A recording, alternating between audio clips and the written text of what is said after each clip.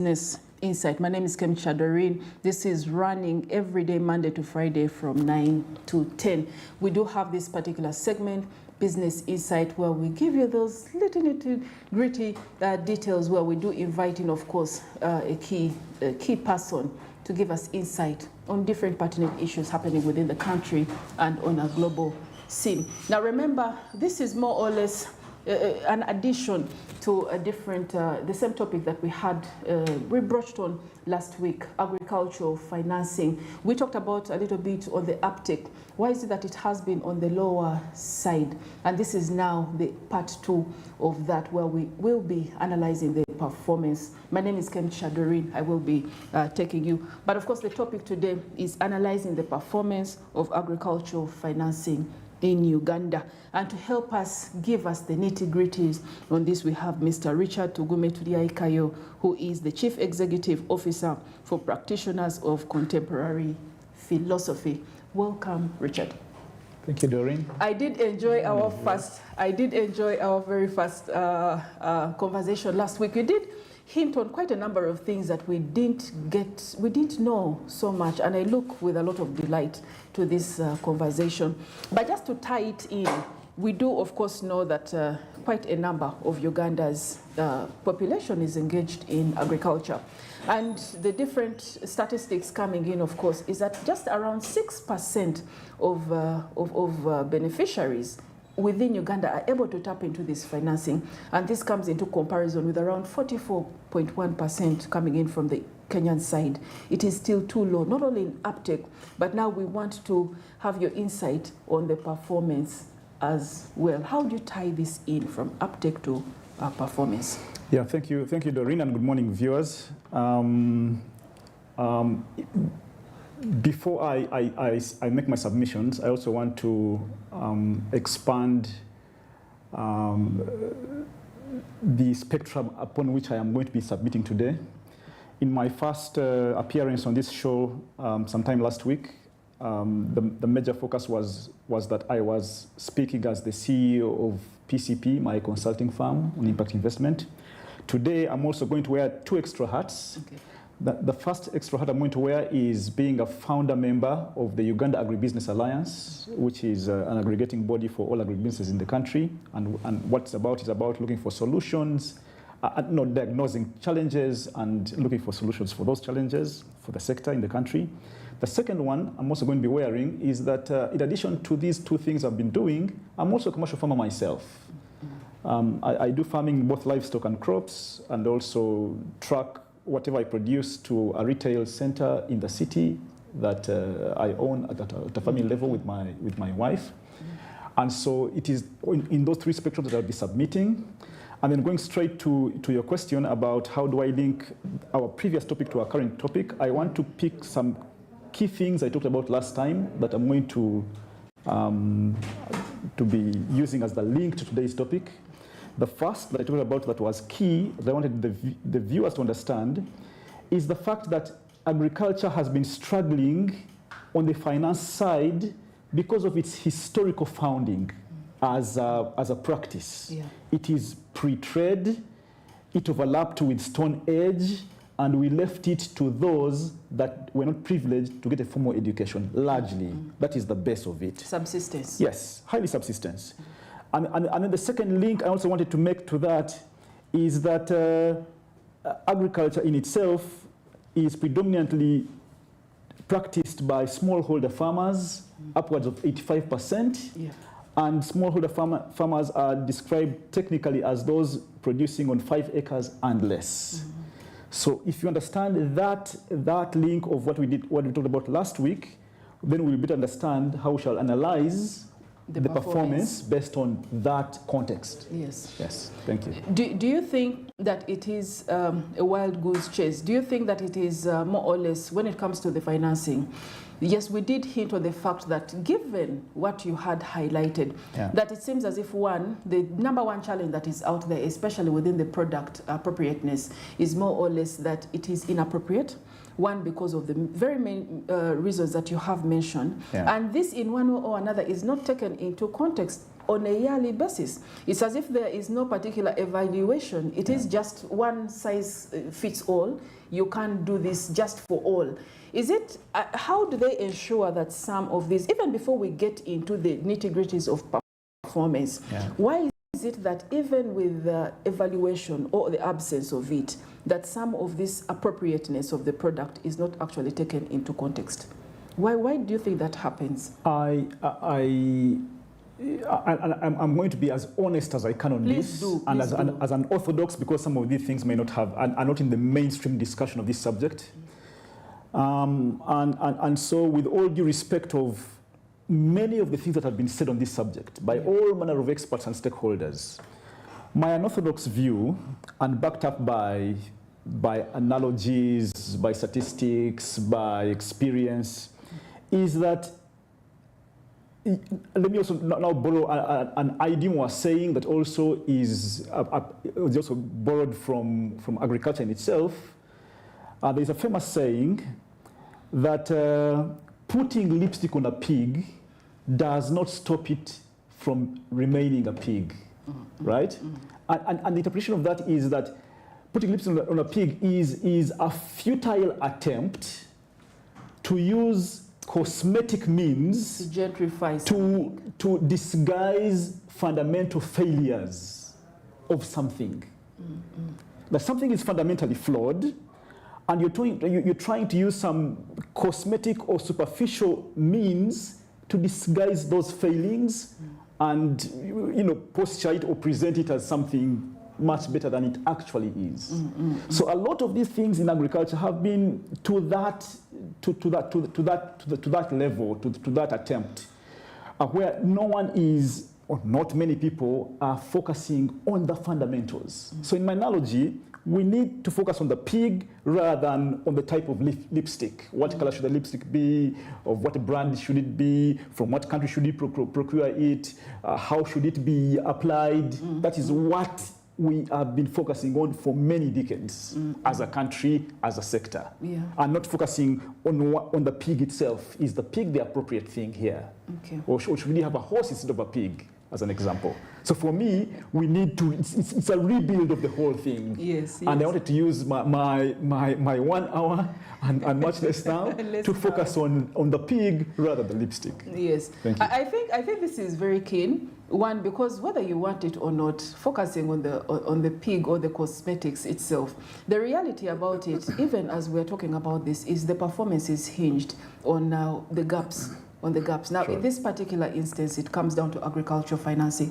And we do know for sure, given this very good, wonderful insight that you gave about the dynamics of the farmer, of the agricultural farmer in Uganda, we do know, of course, this is the moment where we look at it and say, but this agricultural financing product, is it even suitable for this person that you're highlighting? The small share, the small farmer, and the one who is still stuck within the subsistence era and failing to get out because of a mindset shift. So it is imperative that we get to talk about the appropriateness of this product. What would you prefer, apart from that particular appropriateness, what would you prefer to look at? Just give us some. Okay, thank you. I will, before I even talk about prefer, let me talk about the reason why I would prefer what I'm going to prefer. And the why is this. If you look at the financing structure, the current financing structure of the sector, it is that the sector, first of all, is structured in such a way that you have the producers at the base of the value chain, the 85% plus smallholder farmers at the base. Then you have, from there, you have the aggregators, stroke processors, the guys who have, companies or cooperatives that, purchase small quantities from different farmers, aggregate them to economic volumes, and either do primary processing and on-sell them, whether locally or export, or do secondary processing to really change the form of the product into a real value-added product and sell it to market, whether exported or local or regional. And then at the end of that, after those two aggregators and processors, you have the wholesalers, the retailers, the distributors, and ultimately the consumer. Now, the financing of the sector is largely focused on the aggregators, stroke processors, and or stroke processors, right? And the reason why is that is where most funders see most comfort. That risk is least at that point, right? Yeah. Because it has already come out of production where there were the vagaries that have no control. Also, the volumes now are aggregated, they have economic volume. Yeah. Thirdly, you have traceability. You know, you have a big warehouse where you can come and see that these are 80 tons of a product. And all this is under the docket of value addition. Yes, yeah. Yes. So at that point, the funders see most comfort there. You also have the aspect of economic collateral at that point, right? The warehouse, the land and buildings, the machinery, all that can be used as collateral for financing. So funders see that as the nucleus of most comfort for financing. The smallholder farmers are much smaller and disaggregated. You know, there's not much there. So in my analysis, about 80 to 85% of the financing happens at aggregator or processor level, right? The producers have much less. The wholesalers, retailers have much less, on the other hand. Now, so if we must talk about performance will focus on that major segment.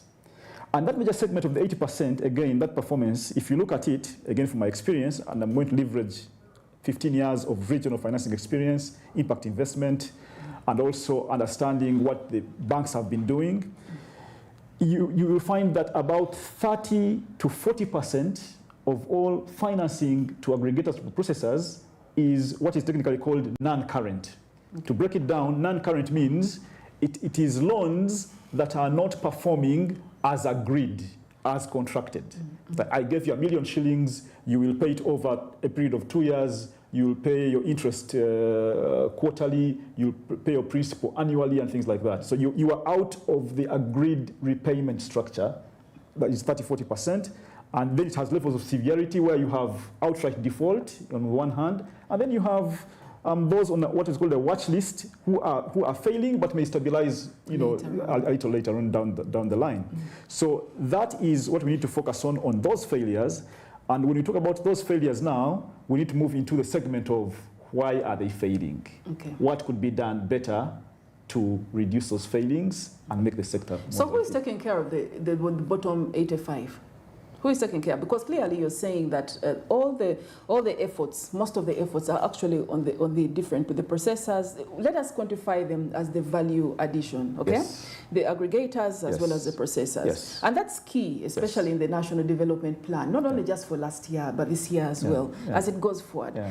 But who is concentrating on the bottom 85% that actually needs this, that still is prone to the weather vagaries and all this? Who is concentrating on that? I'll tell you what is happening, and with not much success. There are two major practitioners at that point.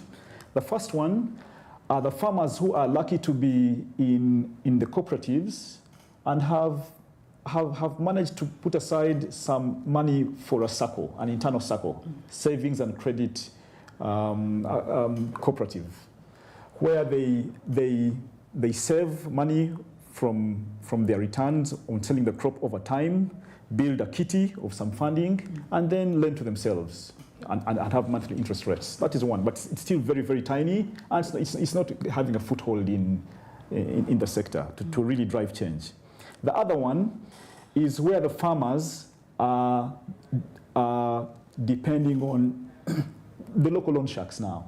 Those are the majority. Yeah. The selling of the flowers. We talked about we hinted about this on the previous segment, where these farmers at a time when it is off harvest, but there is a major expenditure need in the household.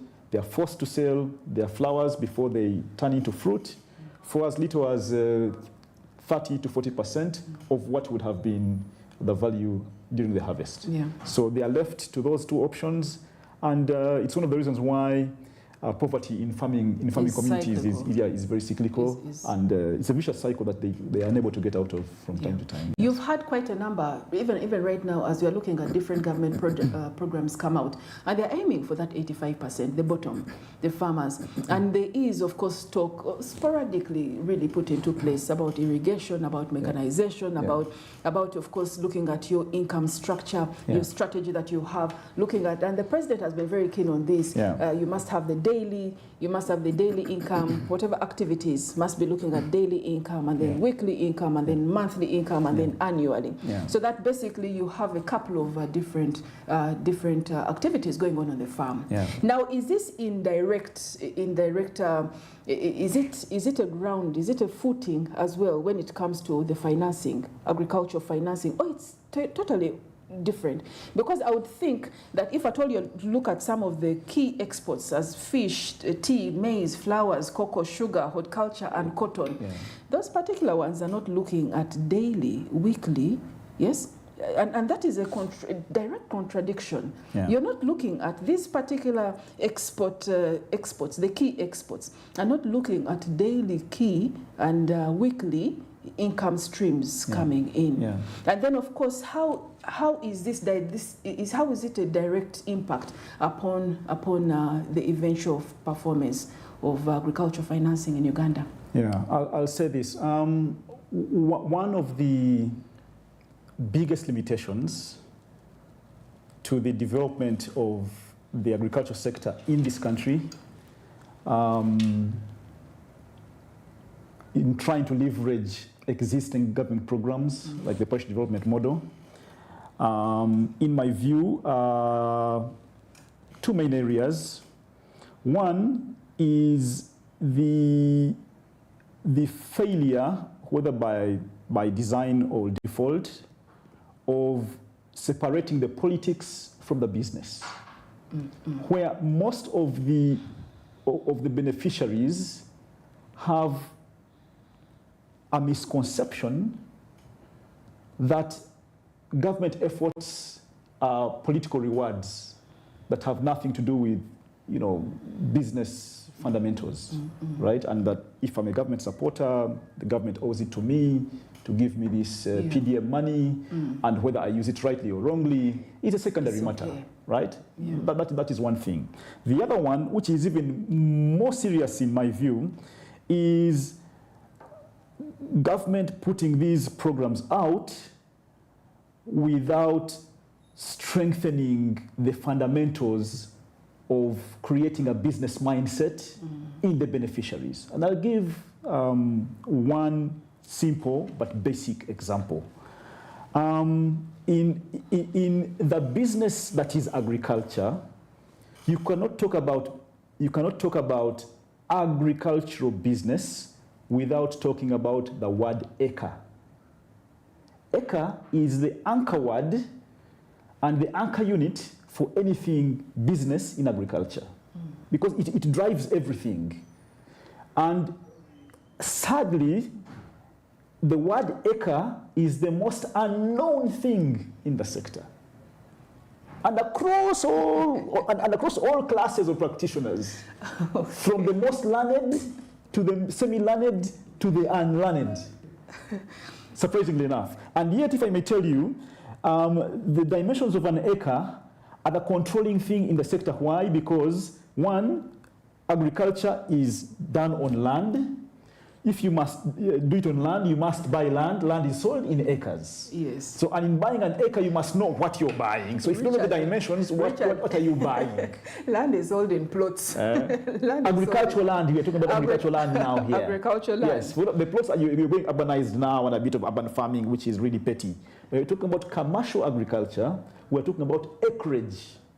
Acreage controls usage. Acreage controls what you call the minimum threshold. Productivity. Yes, every agricultural subsector has a minimum threshold of acreage below which it is not business viable. Is this a westernized concept? Because take it or leave it. When it comes down to our African concept here, and the fact that you're even aware of their inheritance patterns and all this, it cannot necessarily come down to acreage.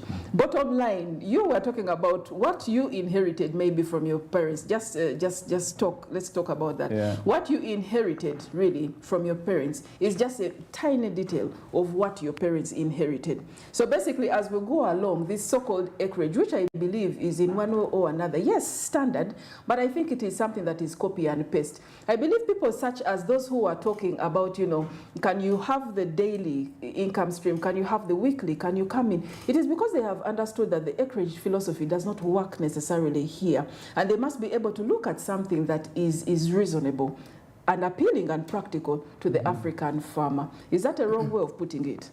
Here is where it is not just wrong necessarily, but it is impractical.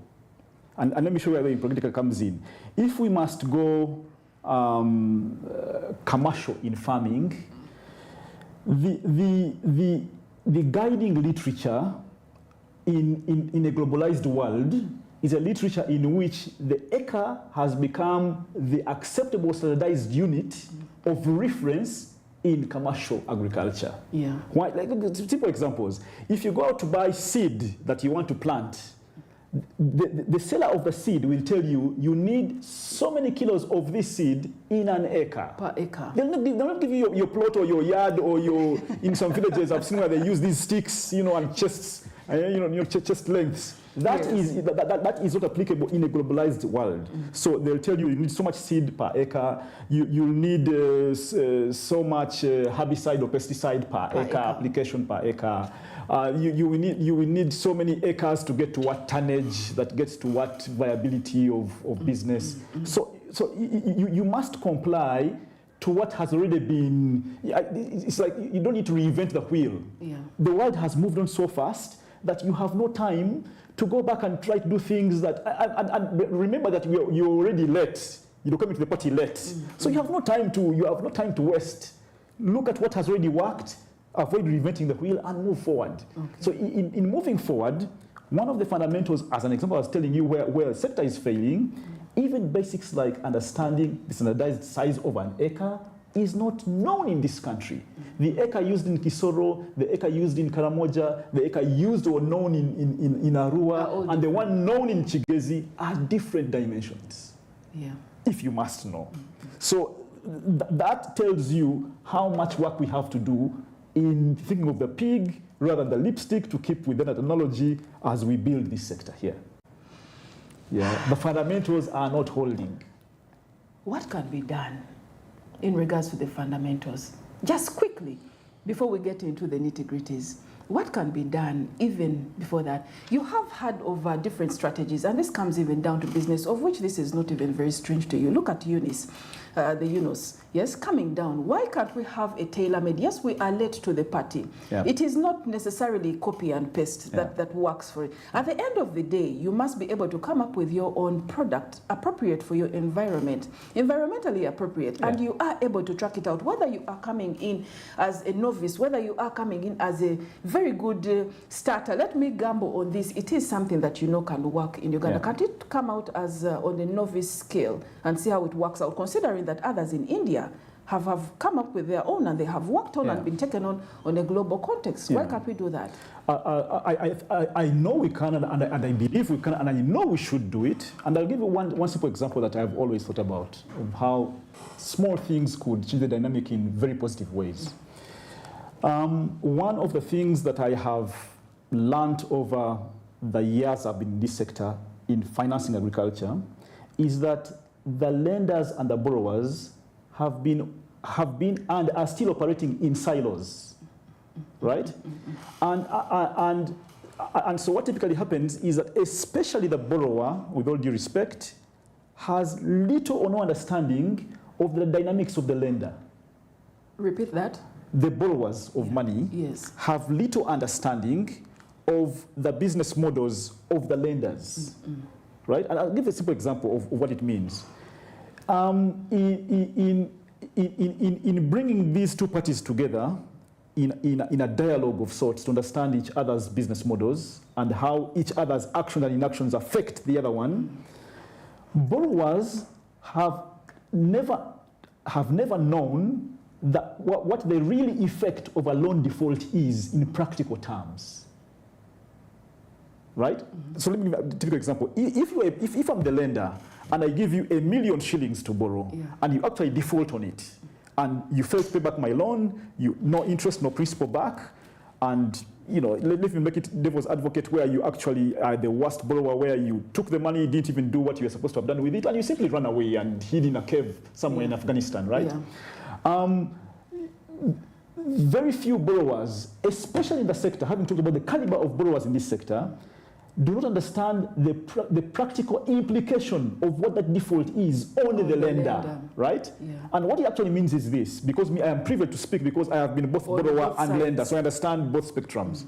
What it actually means to the lender is that for every, and let me just make some basic calculations. If I have a loan, if I have a capital base of 10 million shillings to lend out, and I give out 10 loans of 1 million shillings each at 10% interest, it means if they all perform well, I am going to get my 10 million back as principal and 1 million shillings back as interest, right? Yeah. And so I'm going to have 11 million shillings. And in this example, I'm assuming that my expenditure on managing these loans is zero, just for discussion purposes. Yeah. So I have a profit of 1 million shillings.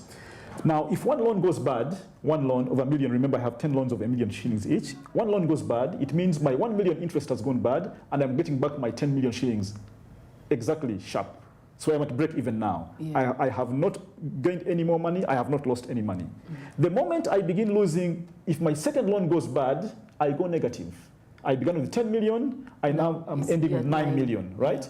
Yeah. And then when the third loan goes bad, I am now at 8 million. Fourth loan goes bad, I am now at 7 million, right? Now, what that means is that the more I lose money in default, the more my business existence is compromised to the point where I actually close shop. Because of you. Because of you. Yes. And when I close shop, what happens? Remember, you're not the only borrower. You were 10 borrowers. Well. Now, the 6-7 borrowers performed well, and only 2 or 3 defaulted. But the 2 or 3 defaulting are enough to kill me. Yeah. Right? You imagine now back to I am now the mother chicken. I have 10 chicks, and we're not even, 3 chicks have misbehaved by not paying my loans, and me, the mother chicken, I die. Yeah. What becomes of the 6-7 mother young chicks? Orphans. Orphans, and literally they actually now die because they don't have a mother to keep them warm, to see them to term. Yeah, yeah. So your one default is not just... It's not only just about you. Exactly. It's a bigger picture. Yes, the implications are grave for all the other current borrowers in the portfolio and potential borrowers in the future. So not just they are pointing fingers saying, oh, the banks or the lenders are not lending to us, they are not coming to the table. You have a responsibility. And a lot of the causes are because these borrowers are not paying back. And when they're not paying back, what happens in essence is that my existence literally is threatened. Yes. And the existence of all the others exactly. is threatened. And the question I'll ask you, and I'll say it because I know it, I've done so many trainings across the region, I'll tell you very few, if any, of the borrowers know that dynamic. No. And if they did, I can bet that they would try to change their behavior. So that is what needs. That's right. The approach needs to be unorthodox rather than the usual generic things we've been saying. Oh, the interest rate needs to come down. The structure needs to be done better. We need to have a lot of trainings in. But why there are a lot of more fundamental things that need to happen that are not happening. What happens is that when it comes to a revolving fund, yes, a revolving fund. This is expressly put outside there. It says, look here, whether it comes out to the pigs, whether it comes out to the cows that are put out into the community, to these beneficiaries. It said, look after this cow, because down on the line next to the list is farmer Mr. Tugume. Down there is waiting for this pig. So can you take care of it so that he can be able as well to reap? Yeah. So they always make sure that they are careful. But however, when it comes out to any dissemination of information in regarding maybe the financial, agricultural financing, and you don't normally get it from that perspective. What is even outside there, right out there,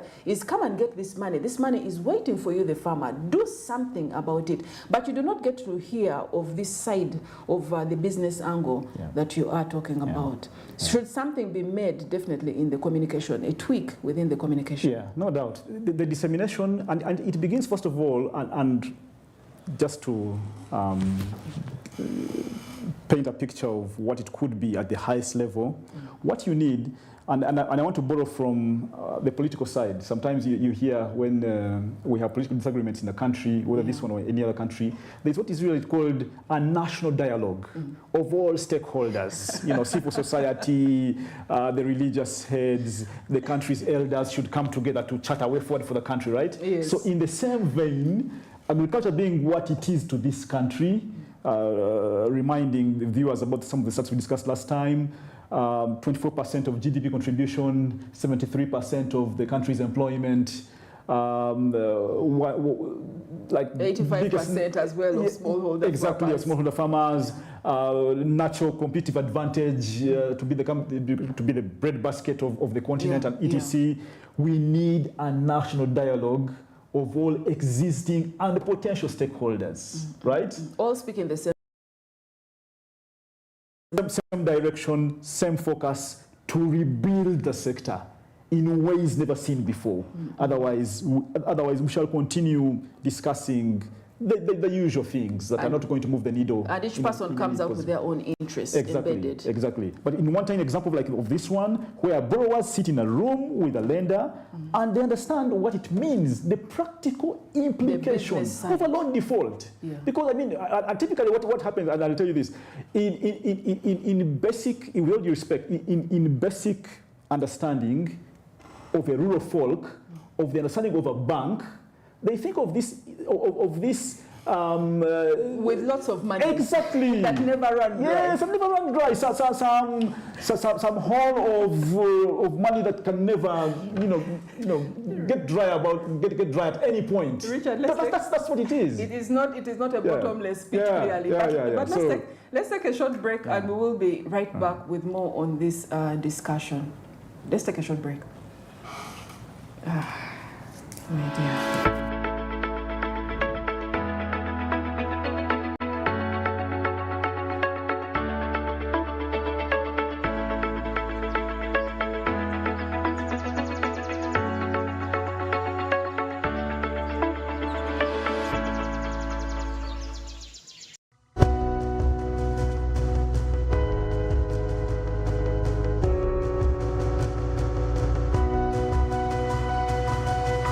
Smart 24, driving business.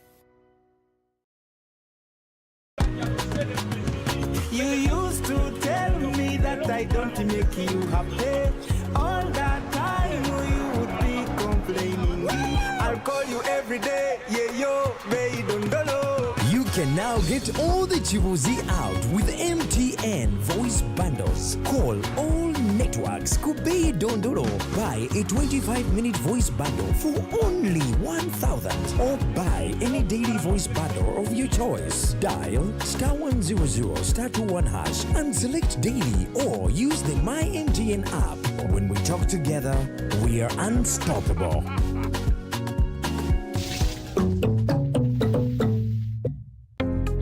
Oli mukyala munna bizinesi era oyagala bizinesi yeekulakulane, gavumenti ya Uganda ekuleetedde ssente za Grow era nga weewola okuva ku bukadde buno okutuuka ku bukadde 2 n'osasula mu bbanga lya myaka 2 ate nga gw'asasula mu budde olina mukisa ddala. Eri abakyala abanoonyi b'obubudamu nammwe abaliko obulemu, enteekateeka eno egenda kubakolako mu ngeri ey'enjawulo. Okumanya ebisingawo, tuukirira Post Bank, Equity Bank, DFCO, Centenary Bank, Finance Trust Bank ne Stanbic Bank, oba genda ku mukutu gwaffe ogwa www.grow.go.ug oba okujja ku ofiisi za PSFU ku Kyaddondo Road e Nakasero ku kizimbe kya Trust Tower omwaliiro ogusooka, oba okuweereza obubaka bwa WhatsApp ku nooti 7623 3 nooti 4961. Omukisa guno gw'abakyala bonna okwetooloola eggwanga era ng'enteekateeka ya Grow evujjirirwa banka y'ensi yonna n'eteekebwa mu nkola Ministry y'ekikula ky'abantu ne Private Sector Foundation Uganda.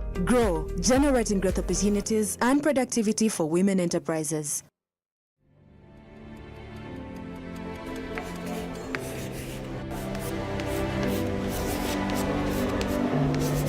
This is Jordan.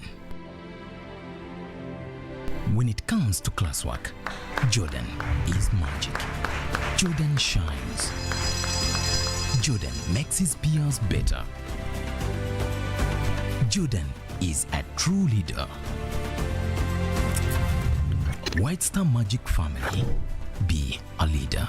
Be magic.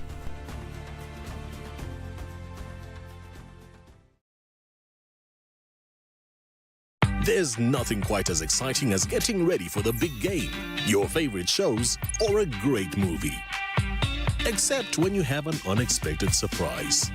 Whether you've forgotten to upgrade or pay, have an error code, or need to reconnect, you have two choices. Do it the old-fashioned way or say absolutely not. Find the call center number or find your phone. Travel to a customer service center in town or just scroll to fix it, pay it or upgrade it and get it done. Stand and wait or sit and watch. Finally upgrade or be glad that you stayed.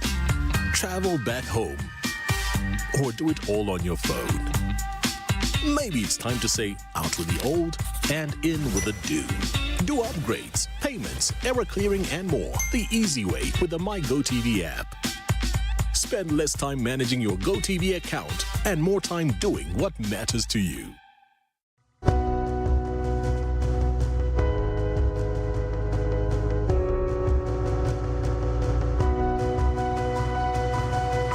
Smart 24, driving business.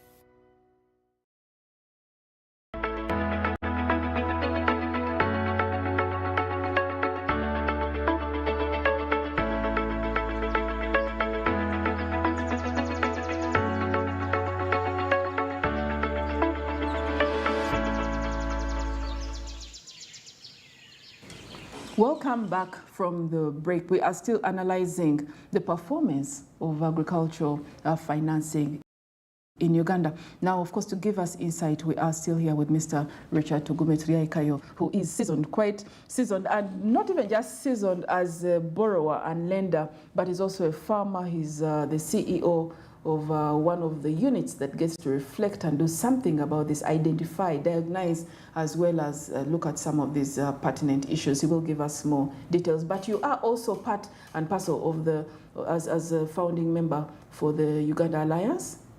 Agribusiness Alliance. Agribusiness Alliance, right? Sure. Now you are giving us all this wonderful insight. And Richard, the first thing that I think to my mind is why isn't these things such as understand before you get into a financing, to a partner financing institution, that if you go there for an agricultural loan, in more or less, if you don't pay it, that someone else is going to get out of business, not only just the bank itself, but also the other persons that benefited from the bank. Why is it that all these nitty-gritties in the way subsistence transitions to business is not being broken down the way you are breaking it? Why is it that you, as some of the key, and I point back at you, as some of the key stakeholders are not able to transition from the paper and this particular tablet and move it out in a way that the farmer down there will understand the way I am understanding this? Why? The why is simple. The why is that this is not yet seen and agreed as conventional and mainstream. It's still an outlier view, in as much as it is easy to defend and justify, but it's a process. Yeah. And by the way, the sector, one of the things that needs to be appreciated, it's a very big sector. It has many layers in that sector, many players, many competing interests, and also it's a sector that has difficult penetration. So I'll even give an example. One of the things that, and even the president is on record for this, it's also very clear, with all due respect, that yes, not many media houses are fascinated with this. Yes, have agriculture on their menu as something that is, and also the counter, the excuse of the media houses also is that we can't sell what is not what is not moving. Yeah, not moving by many of our viewers or our customers, whatever you want to call them. Yeah. So you can see there's a lot of work to do by many players. Yeah. But the truth of the matter is, anything has to start somewhere. We as UAA, and particularly myself, I have had a lot of personal effort in this direction. As a matter of fact, I have always pushed for a thematic position of research, creativity, innovation, and development within UAA at the board level. Me pushing that line, and yes, it takes time, but the few that have listened to this message have appreciated it.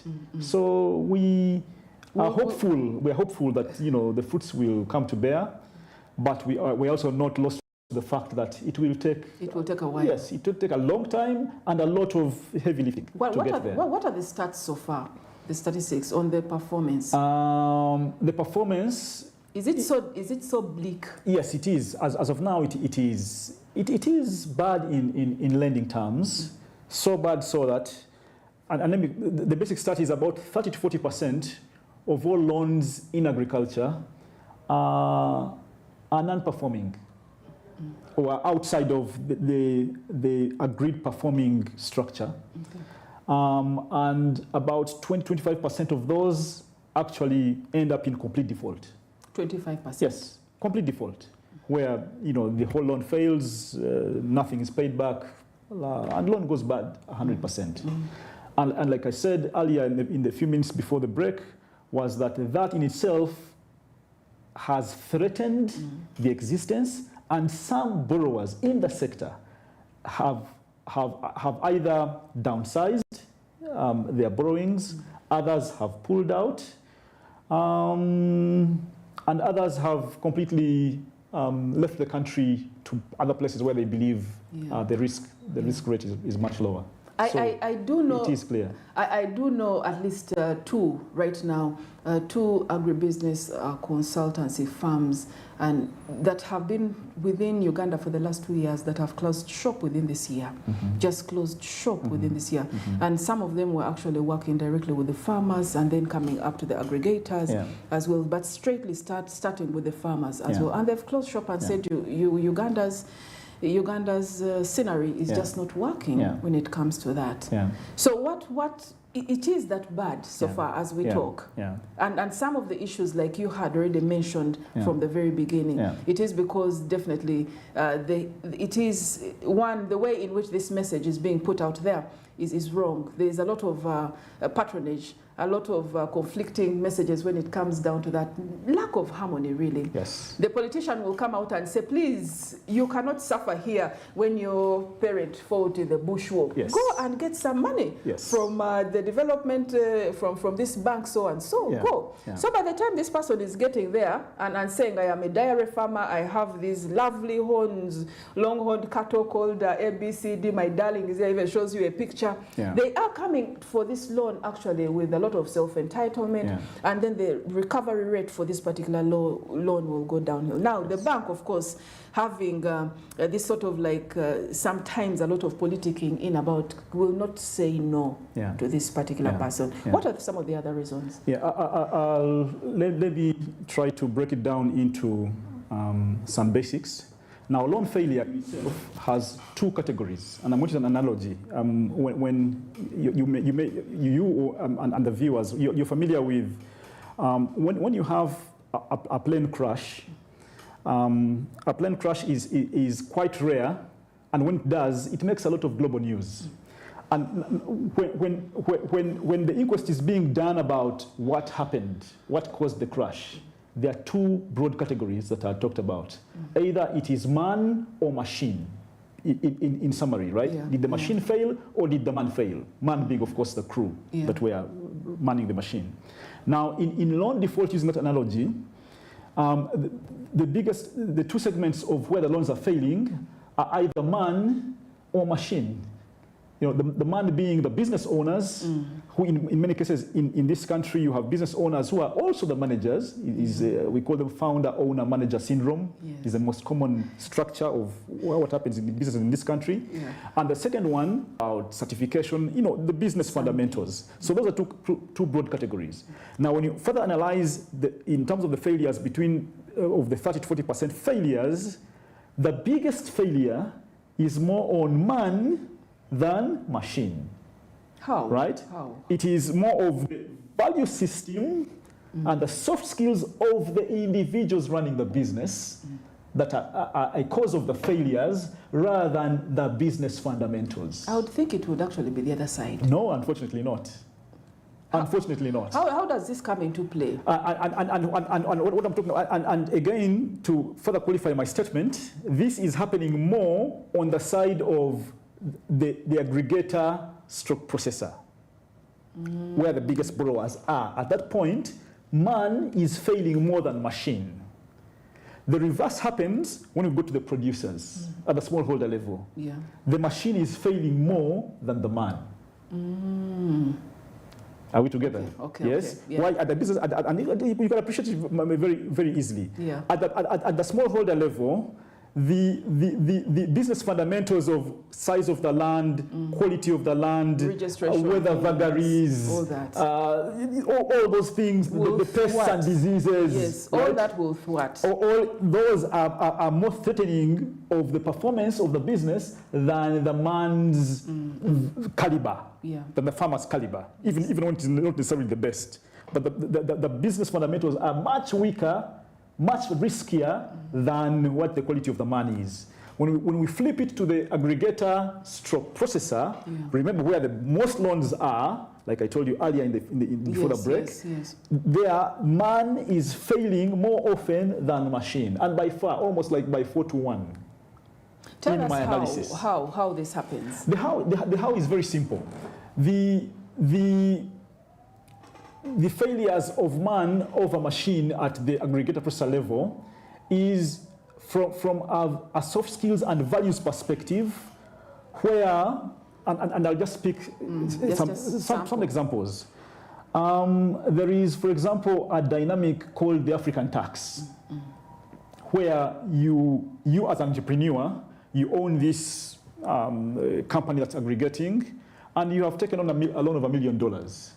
But you are one of a few financially stable or well-off people in a large clan, right? And so when this money hits your account and these problems cease or even increase, you are unable, from a soft skills perspective, unable to differentiate what I call in my trainings the difference between access to funds and possession of funds. Access is having control of funds that you're not necessarily you don't own. Whereas possession is where you actually have these funds that are unencumbered. These funds are yours. Now, when your soft skills level on that metric is so weak, you will use your $1 million of borrowed funds to pay your African tax and lead to business default. What is actually seen is that even if they want to look for ways, because at first they would be able to get some monies and then maybe give a parent, give an uncle, help them, there's a sick one, there's a burial. But now you get to see, such as has been seen under PDM, is having all these different ways in which you can embed. Bring them, integrate. That is your cousin who needs the farm, has sunflower. You're going to bring your cousin, even when you know that this cousin really has a very, very high chance of defaulting. You still are able to, at least I did my part. Bring the cousin, bring another cousin there, bring an uncle, and before you know it, the thing is collapsing. That's true. So that is the African tax. That's true. And let me give our second dynamic that also is very cool. And I mentioned these things. What's important to remember is that there's no school for these things. These particular things, they're very contextual and unique to our environment here. The other one, because again, bring back what I talked about a little earlier, the founder-owner-manager syndrome is that me, the vision bearer, I am everything. I am everything. I'm accountant. Exactly. Now, when you are everything, and the business and that everything includes being the CEO, and the business begins growing, you run the risk of what I call the failure to transition from being a CEO by right, birthright, like for example, birthright, where you are the founder and therefore you are the boss, to becoming a CEO by competence. Right? Because the role of a CEO is one that requires specific competencies, and it becomes more important as the business grows. Yeah. So in my financing experience, I have seen businesses where they get to a point where they grow to a point that they outgrow the CEO position is one in which the existing founder CEO now becomes incompetent to lead the company to beyond that point. And this is why and becomes a liability to actually the causing company. its downfall. And this is why in most cases they will insist, yes, especially when you're looking for grants. Yes. Any funder will insist on having a board, on the company having a board, having a very detailed organogram, and all these different things. One, linking it back again to the performance. Yes. At the end of the day, after you have spent all this time and you have grown your business, at the end of the day, sometimes you will find such a bloodline and not be able to make the best financial decision, actually. Because you have done it before, you are the one man, you are the final alpha and omega, so you can come up with any, even when it is not a competent decision. Yes. And this happens so many times in Uganda. That is true. Which one is the other? The other one is there is also an aspect that when you are the founder, owner, manager, you inherently run what is called keyman risk. Keyman risk means that there is so much vested in one person that in the event that he's absent, for whether it's a temporary, semi-temporary, or permanent absence, the company goes down with that absence, right?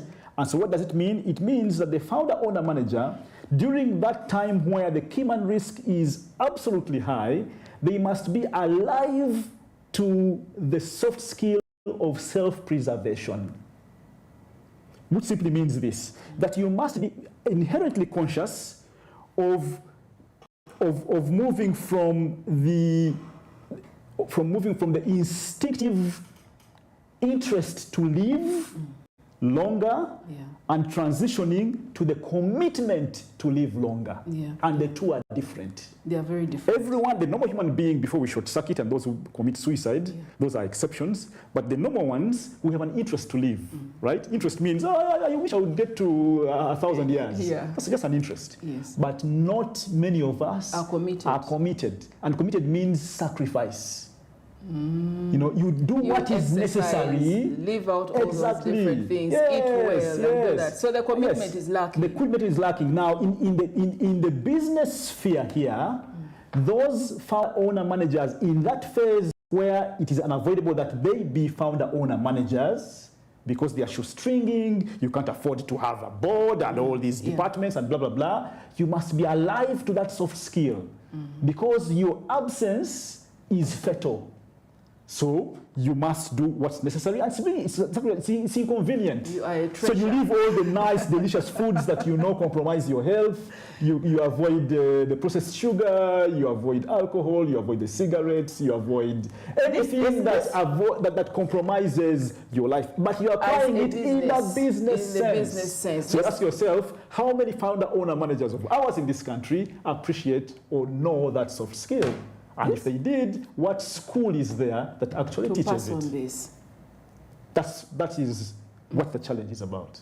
But given, of course, and this has come in quite a number of times, whereby we get to see those, I think the founder, owner, managers actually up at the top get a little bit more frugal in their lifestyles. And we do notice that. But the sentiment even within the society is that the more people have money, the more very stingy they get. But now it makes sense coming in from that direction. What other thing, finally, can we put up for this as a final? Yes, my final message is more cross-cutting, and it's more of a government initiative and a little bit private sector for those that are trying to do it. The issue of farmer extension. Farmer extension has been traditional in our agricultural sector here. What has been lacking in that farmer extension is adding a component on business and finance. I'll give a simple example on the country's most prestigious crop in terms of coverage, value, and all these things, which is coffee. The coffee sector has, some years ago, set up a target of getting to 20 million bags annual production by the year 2030, right? in as much as it's a good target to have, and they are making inroads, because I think this year they've reached about 7.4 million bags and heading towards 10. What is lacking and would make that target better is putting the business concept to the target. What minimum acreage should a farmer of coffee have for them to enjoy the benefit of aggregating into the 20 million bags, as an example?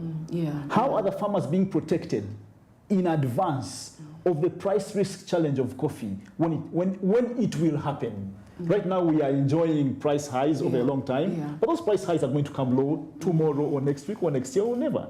What preparation are they being given for them not to get frustrated, to hang in there when the prices tank, but keep focused on the 20 million bags? And a simple example of what we need to put in. A lot has happened with vanilla.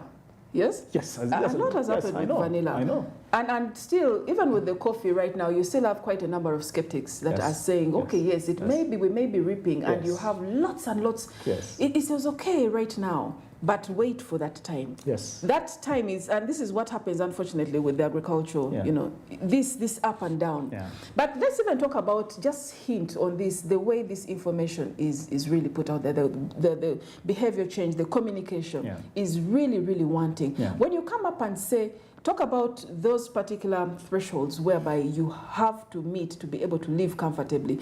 Talk about if you are a one-man driver for everything, you must be able to live a particular way and have these systems in mind. I can imagine so many conversations right now, politicians coming on board, different business accelerators and all this coming on board and saying, who does not want to get that 100 million? But even when they're talking about the rewards, they are 100 million. What they're talking about is not necessarily the business aspect about it. They're talking about the comfort. You're able to take your kids to your children to school. You're able to meet your medical bills. You're able to take your children out to the latest place. You're able to dress well. You're able. So in one way or another, it has not necessarily transitioned to business. To business in every way. What is the way forward? Just hit us with two. The way forward I would like to end with is, again, from where I started from, and a little bit of what I said, the stakeholders dialogue. Full stop. We need to come together as a group, both existing and I mentioned potential because I'm looking at generational succession. The youths, the Gen Zs now, who are moving to different things, and agriculture becoming even a lot more stone age than it already is. That for me is the worry. The potential stakeholders need to be put into this room so that we build it for generations to come. And that will only happen if we recognize that the existing efforts are not necessarily going to solve the problem. We need to look at the more fundamental issues, and build a sector that is contextual, that is practical, that is scalable, that is replicable. It's not actually becoming, I disagree with that. It's not actually becoming outdated. It is becoming more it. I think for the younger, for the Gen Zs. You have lots of other stakeholders. You have Dr. Naluima there with her agriculture school there. Really pulling on board, you have lots and lots of people. You have I can mention them all, really bringing more and more young ones onto the scene to engage it and be passionate from as early as possible. The challenge maybe comes into play whereby are they part and parcel of that table? Are they invited to that table to have their voices heard? Are the youth really invited onto that table? And not just because they are a necessary part of accessing the funds, but as critical members, as critical voices that should be. Maybe that is another part that we should be thinking of. That's a part, but I will also make a clarification there that even a lot of the current efforts to bring in the youth in the generic sense are bringing them in a way in which agriculture is seen as a prestigious side, nice thing to have. Not so much the mainstream of income earning, of livelihood building. That's where it is. So it is like you can be an engineer, and then you can have, it's a small farm of cows that you could have on the side. Not a lot of the messaging, if any, is actually moving people to say you can actually build a nice, sustainable life with farming as your core. That message is lacking. And you can make money. Yes. Yes, that message is lacking. So it is still on. It's still on part-time. Yeah, part-time. It's a side hustle. You can be a banker here and have a nice coffee garden. Yes. You can be an engineer working in UNRWA, whatever it is. And then in the same breath, not mainstream. And then in the same breath, they tell them that you cannot be a telephone farmer. Yes. Yes. Yes. They encourage them, come in part-time. This works. Make sure that you don't put all your eggs in one basket. Start something. This is poultry. And then in the same breath, they say, by the way, you cannot be a telephone farmer. Yeah. So how does it work? Which is a contradiction, because again, as you know, a lot of the things that are done without actual physical supervision really never come to fruition at all. Yes. And so yes, I believe and I know that a lot of the new effort should bring farming to make it competitive alongside other professions. I believe the tech other professions. And like I said, and the stakeholders for this to become, this whole dialogue includes government, lenders, borrowers, the media itself, and also the consumers. But the consumers also, as part of the lifestyle or mindset change and lifestyle change, they need to get to a zone where they can begin rewarding, using their purchasing power, good effort in agriculture to pay better value for better product. Even that is lacking.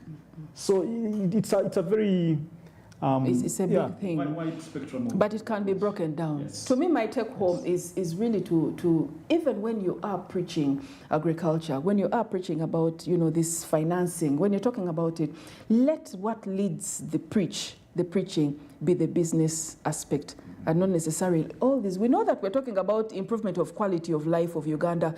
I think sometimes we get it so muddled up and we don't know what to front first. Is it the improvement of quality of life and livelihoods, or is it actually the business aspect and how that translates into all these other different things?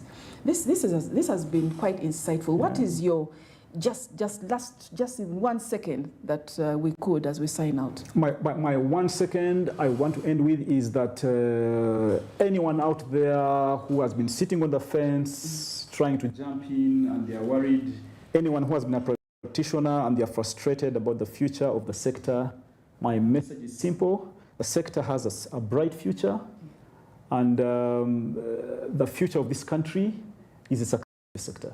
That I can bet my hand. Thank you. And this is also someone coming in. You're literally a farmer. You are literally on the Uganda Agribusiness Alliance, founding member. You are also quite introspective, not only just as a lender, but a borrower. So you bring quite a lot of insight into this. Thank you so much, Mr. Tugume.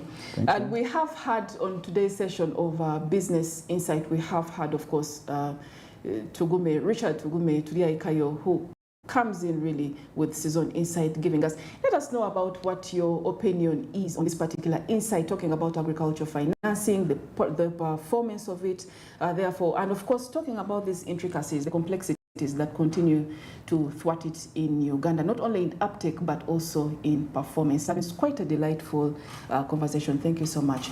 Join me, Doreen Kemcha. We always have this Monday to Friday, 9 to 10, every Monday to Friday, Business Insight. Until tomorrow, let's meet again and have a nice day. Bye-bye.